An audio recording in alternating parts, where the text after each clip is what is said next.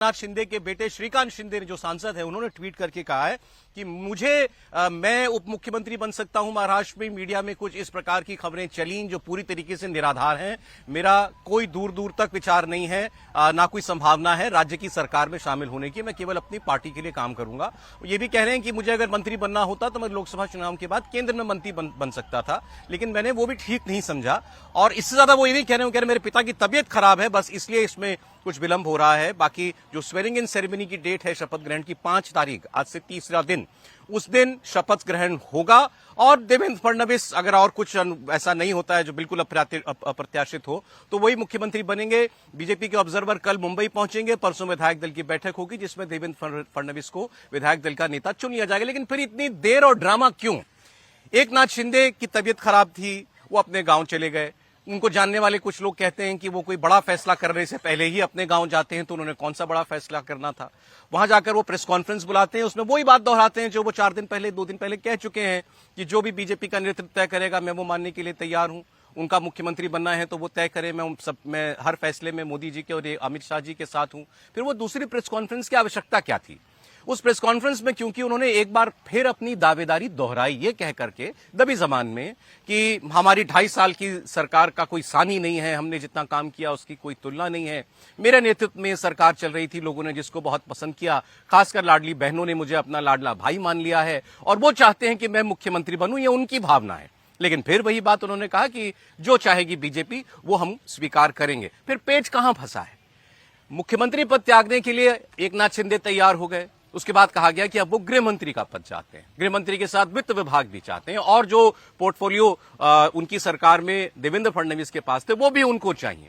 BJP इसके लिए तैयार बिल्कुल नहीं है। खासकर गृह मंत्रालय किसी भी कॉस्ट पर वो देने के लिए इच्छुक नहीं है एकनाथ शिंदे को। लेकिन एकनाथ शिंदे को लगता है कि अगर उन्होंने ये त्याग किया है मुख्यमंत्री पद को लेकर तो बीजेपी को भी अब कुछ तो छोड़ना चाहिए, जिद छोड़नी चाहिए। लेकिन बीजेपी का साफ साफ मानना यह है कि वो अगर चाहे आज तो अपने दम पर भी सरकार बनाने के बहुत करीब है।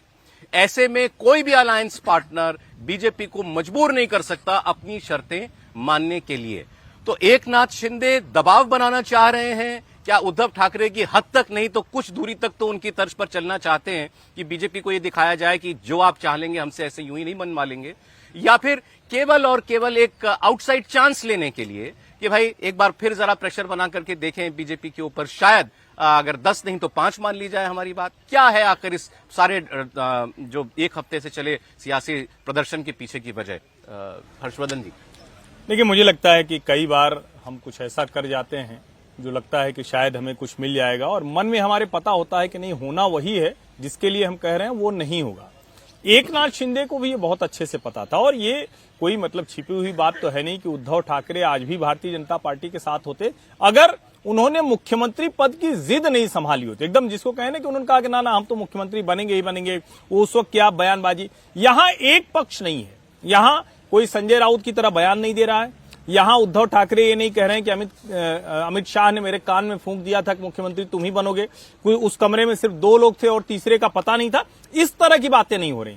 वहां ये भी नहीं है कि कोई ये कहे कि नहीं नहीं मेरे नाम पर आए। एकनाथ शिंदे ने एक बार भी नहीं कहा है कि ये जनादेश मेरे नाम पर आए। वो एक बात जरूर बोलते हैं, और इतना तो अधिकार होता है, वो कहते हैं कि लाडकी बहनों का लाडका भाई हूं मैं, तो इतना तो कहना ही चाहिए। और मैं ये मानता हूं एकनाथ शिंदे एक बहुत शानदार नेता के तौर पर उभरे हैं।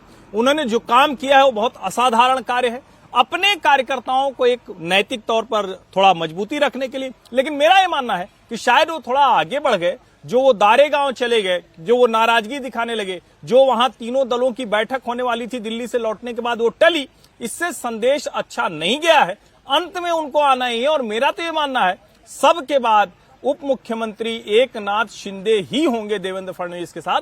वही त्रिमूर्ति महाराष्ट्र चलाएगी, और महाराष्ट्र के लिए, भाजपा के लिए और इवन शिवसेना के लिए भी वही उचित होगा।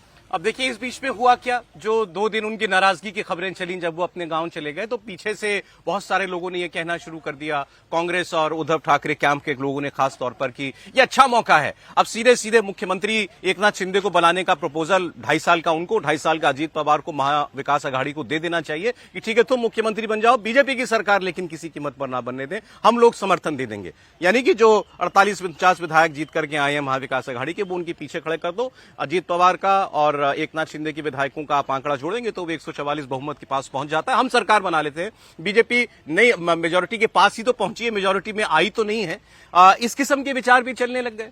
कहीं ऐसा तो नहीं है कि इसके बारे में भी एकनाथ शिंदे ने सोचना जो है वो शुरू किया हो कहीं, क्योंकि मुख्यमंत्री महाराष्ट्र का बनना इससे बड़ा रिवॉर्ड उनके वहां के नेताओं के लिए तो और कुछ हो नहीं सकता। तो इस बीच में यहां भी चर्चाएं चली कि देवेंद्र फडणवीस के अलावा और भी नाम है बीजेपी में, उनके बारे में भी प्रयास चल रहा है। कुछ नाम लोगों ने कहा कि एकनाथ शिंदे ने भी बढ़ाए हैं। क्या सच्चाई थी इन खबरों में, समीर जी? देखिए, एकनाथ शिंदे जब अपने गांव चले गए थे, सातारा की तबीयत ठीक नहीं है, और उसके बाद वो जब मुंबई लौटकर आते हैं तो उनके पास सिर्फ देवेंद्र फडणवीस और अजित पवार से मिलने का समय नहीं है, बाकी सारे काम वो ठाणे में बैठकर कर रहे हैं। उन्होंने एक दैनिक इंग्लिश पेपर को इंटरव्यू दिया है कल, और उसमें उन्होंने ये कहा है कि महाराष्ट्र की जनता मुझे मुख्यमंत्री देखना चाहती है, और ये जो मैंडेट मिला है ये मेरे चेहरे पर मिला है, ये उन्होंने इंग्लिश पेपर में कहा है, और आज वो पब्लिश भी हुआ है। तो ये संदेश, और कल ये इंटरव्यू उन्होंने ऑर्गेनाइज किया अपने लिए। अच्छा। तो ये संदेश इंडियन एक्सप्रेस का इंटरव्यू, हाँ जी, ये किया है, और ये उन्होंने कल ऑर्गेनाइज किया था, और वे संदेश देना चाहते हैं कि ये जो मैंडेट मिला है ये मेरे कारण भारतीय जनता पार्टी को मिला है। भारतीय जनता पार्टी ये मान कर न चले कि उसके कारण एकनाथ शिंदे को ये 57 सीटें मिली है। तो मुझे लग रहा है कि एकनाथ शिंदे कहीं भारतीय जनता पार्टी को बार बार बताना चाहते हैं कि ये जो प्रचंड बहुमत आया है इसमें मेरी भी भूमिका है। तो आप अपना मुख्यमंत्री जरूर बना सकते हो, क्योंकि आपके पास 132 विधायक है, इसमें कोई दो राय नहीं, आप मुख्यमंत्री बनाइए, लेकिन मुझे पूरी तरीके से इस महायुति में नजरअंदाज करके मत चलिए। मैं जिस शर्तें मैंने दी है आपको वो शर्तें माननी पड़ेगी, तो मैं सरकार में शामिल होऊंगा, या डेप्यूटी मुख्यमंत्री बनूंगा, या मैं विचार करूंगा मुझे क्या करना है। आप मुझे फाइनल बता दीजिए कि जो मैंने प्रस्ताव दिया था उसके ऊपर आपका क्या प्रस्ताव क्या है? होम मिनिस्ट्री मुझे चाहिए, अर्बन डेवलपमेंट तो मुझे चाहिए ही चाहिए, रेवेन्यू भी चाहिए, मुझे फाइनेंस भी चाहिए। देखिए, एकनाथ शिंदे ने जब अमित शाह के साथ परसों बैठक हुई थी, जब उन्होंने कहा कि आधा घंटे पहले मैं अमित शाह के साथ बैठना चाहता हूं, अजित पवार और देवेंद्र फडणवीस के पहले जब उनकी जब बैठक हुई थी दिल्ली में अमित शाह के साथ, तो उन्होंने 13 मांगे अमित शाह के सामने रखी थी टोटल। अच्छा। जो संगठन से भी जुड़ी हुई थी, जो सरकार से भी जुड़ी हुई थी, और जो आने वाले बीएमसी और 5 साल के रूपरेखाओं को दी। उन्होंने पूरे 5 साल का खाका अमित शाह के सामने रखा था कि ये 5 साल महायुति इस तरीके से काम करेगी, आने वाले चुनाव में ऐसा लड़ेंगे, सरकार है मुझे इतनी हिस्सेदारी चाहिए, विभाग इस तरीके चाहिए, और मेरी भले ही मैं उप मुख्यमंत्री रहूंगा, एक कोऑर्डिनेशन कमेटी बनाई जाए महायुति की जो सरकार में ले, और उसका प्रमुख मुझे बनाया जाए। अच्छा। मुझे लग रहा है कि उन्होंने जो बातें कही थी उसमें अमित शाह ने कहा कि भाई 4 से 5 तो ठीक है, लेकिन बाकी चीजें हमारी स्वीकार करना संभव नहीं है। और मुझे लग रहा है कि उसमें से जो 2 बड़ी बातें हैं जिस पर वो अड़े हुए हैं, उनका यह कहना है कि गृह मंत्रालय मुझे आप किसी भी स्थिति में दीजिए, क्योंकि देवेंद्र फडणवीस जब उप मुख्यमंत्री थे उनके पास गृह मंत्रालय रहा, और ये एकनाथ शिंदे का कहना है कि गृह मंत्रालय मेरे पास कभी नहीं रहा। जब वो शिवसेना के मुख्यमंत्री जब उद्धव ठाकरे थे तब भी वो एनसीपी के पास चला गया था गृह मंत्रालय, तब भी शिवसेना के पास नहीं था। तो वो गृह मंत्रालय अपने पास चाहते हैं। इसके अलावा उन्होंने कहा है कि वित्त मंत्रालय भी मुझे दिया जाए, अगर वित्त मंत्रालय आप नहीं देते हो तो फिर मुझे आप एग्रीकल्चर दीजिए, अर्बन डेवलपमेंट दीजिए, एमएसआर दीजिए मुझे, और मुझे हाउसिंग दीजिए। उसके बदले उन्होंने 4 डिमांड भारतीय जनता पार्टी से की है, जिसे भारतीय जनता पार्टी स्वीकार करने की तैयार नहीं है। कल शाम को 7:30 बजे वर्षा पे एकनाथ शिंदे, देवेंद्र फडणवीस, अजित पवार की एक बैठक होने वाली थी। देवेंद्र फडणवीस और अजित पवार पहुंच जाते हैं वर्षा पे 7 बजे बैठक करने, 7:30 बजे तक मुख्यमंत्री नहीं आते, और 7:30 बजे उनका संदेश आता है कार्यवाहक मुख्यमंत्री का कि मेरा स्वास्थ्य ठीक नहीं, मैं नहीं आ पाऊंगा। तो वो कल बैठक हो नहीं पाई जो जिस इश्यू पर उनको चर्चा होनी थी। तो मुझे लग रहा है कि अमित शाह चाहते हैं कि मुझे पहले दिल्ली हाईकमान से संदेश मिले कि मेरी मांगे मंजूर हुई है कि नहीं, उसके बाद मैं अपने आगे के पत्ते खोलूंगा। और वो मांगे मानने के लिए बीजेपी तैयार बिल्कुल नहीं। पार्टी ने स्पष्ट कर दिया कि 5 तारीख को 5 बजे शपथ ग्रहण होने वाला है। एकनाथ शिंदे के पास मुझे लगता है कल तक का समय है, 3 तारीख तक। तो मतलब अब जो भी पेज फंसे हैं वो सब मिनिस्ट्री वगैरह और बाकी शर्तों को लेकर के, इसमें देवेंद्र फडणवीस का नाम कहीं अड़चन नहीं। देवेंद्र फडणवीस के नाम का कहीं अड़चन नहीं है। देवेंद्र फडणवीस मुख्यमंत्री बनेंगे। 4 तारीख को भारतीय जनता पार्टी विधायक दल की बैठक होगी जी, और उसके बाद मुख्यमंत्री। अब ये जो अभी श्रीकांत शिंदे ने ट्वीट किया एकनाथ शिंदे के बेटे ने, इसको भी आप यूं ही मत लीजिए।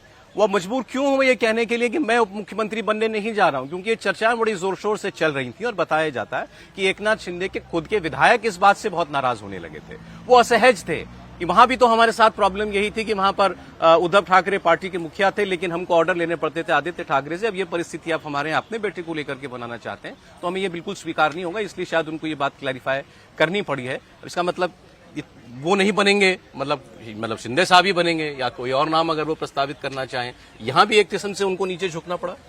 देखिए, 23 तारीख को रिजल्ट आए थे, आज 2 तारीख हो गई है, 9 दिन हो गए, 2.5 कोस भी नहीं चले यदि कहावत के हिसाब से देखें तो महायुति। इस पूरे गठबंधन में सरकार बनाने में वो 2.5 कोस भी आगे नहीं चले। और मुझे नहीं लग रहा पहले दिन से आज तक में कोई बहुत बड़ा बदलाव हुआ है। लेकिन राजनीति को मैं हमेशा इस बात का जिक्र करता हूं कि ब्लैक एंड व्हाइट तरीके से नहीं देखना चाहिए। जो एकनाथ शिंदे साहब कह रहे हैं, जो भारतीय जनता पार्टी कह रही है, जो अमित शाह कह रहे हैं, वो सब कुछ ब्लैक एंड व्हाइट जैसा हम लोग ले रहे हैं। पॉलिटिक्स ऐसे चलती ही नहीं है ब्लैक एंड व्हाइट में। शिंदे साहब ने 13 मांगे दे दी, अब उनको नहीं माना जाएगा तो वो नहीं होंगे, ऐसा नहीं है। अमित शाह जी ने कह दिया कि नहीं हम इस पर मानेंगे नहीं, वो भी ऐसा नहीं है। बहुत दुनिया के प्रसिद्ध उपन्यासों में से एक है जो विवादास्पद भी रहा, 50 शेड्स ऑफ ग्रे। मैं समझता हूँ पॉलिटिक्स में तो 100 शेड्स ऑफ ग्रे है। तो हर ग्रे शेड्स को देखना समझना बड़ा बारीक काम है। और एकनाथ शिंदे ने ये प्रूव कर दिया कि भारतीय जनता पार्टी को उन्हें टेकन फॉर ग्रांटेड नहीं लेना चाहिए। वो बड़े हार्ड नट है। एकनाथ शिंदे को ये समझ उससे ज्यादा। और एकनाथ शिंदे को ये समझ में आ गया है कि भाई भारतीय जनता पार्टी का ही मुख्यमंत्री बनेगा, तो आप उसके अलावा वो क्या क्या हासिल कर सकते हैं उसमें से जो बचा हुआ क्लियर है ना, मतलब यहाँ तो मोटे तौर पर अब ये क्लियर हो गया कि वो चीफ मिनिस्टर तो बीजेपी का होगा। और बीजेपी में बहुत सारे लोग थे जो एकनाथ शिंदे के साथ मिलके, एकनाथ शिंदे बीजेपी के साथ मिलके ठीक हो रही है सर उनकी तबियत तो किसकी खराब कर रहे हैं अभी तो ये भी सवाल है। आप बिल्कुल ब्लैक एंड व्हाइट में कह रहे हैं कि एकनाथ शिंदे की तबियत खराब है। एक्चुअली वो वहां बैठ के किसकी तबियत खराब कर रहे हैं ये भी देखिए। गांव चले जाते हैं, तो प्रेस कॉन्फ्रेंस बुलाई उन्होंने। तबियत जब ठीक होगी, जब ये सब कुछ ठीक हो जाएगा। तो हम लोग तो हिंदू धर्म को मानने वाले हैं। मन चित्त वात पित्त सब जुड़ा हुआ है। तो मन खराब होगा तो चित्त खराब होगा, फिर और चीजें होती हैं, फिर नाना प्रकार की व्याधियां घेरती हैं। तो शिंदे जी का मन तो खराब है ना भाई। वो तो मन से खुद को मुख्यमंत्री माने बैठे थे कि एक नाथ हैं। लेकिन मुझे लगता है एक चीज जो बहुत अच्छे से एकनाथ शिंदे को भी पता है, अगर नहीं पता है तो फिर तो मैं ये कहूंगा कि शायद वो कुर्सी मिलने से कुछ भ्रम में आ गए, वरना तो बड़े जमीनी नेता हैं। उनको पता था कि कब उद्धव ठाकरे से विधायक लेके भागना है, कब वहां से सूरत भारतीय जनता पार्टी के साए में जाना है, कब वहां से गुवाहाटी भारतीय जनता पार्टी के संरक्षण में जाना है, कब हिमंत विश्व शर्मा आएंगे उनकी बात सुन के विधायकों की परेड करानी है, कब वीडियो जारी करना है और कब बताना है कि महाशक्ति हमारे पीछे। मुझे नहीं लगता कि एकनाथ शिंदे को कोई भ्रम है। हाँ, चूंकि बहुत ढेर सारे लोग हैं, महाराष्ट्र पॉलिटिक्स थोड़ी अलग है। शरद पवार ने भी अपनी कोशिश की, इसीलिए जितेंद्र आव्हाड को पर्सनल काम से भेज दिया।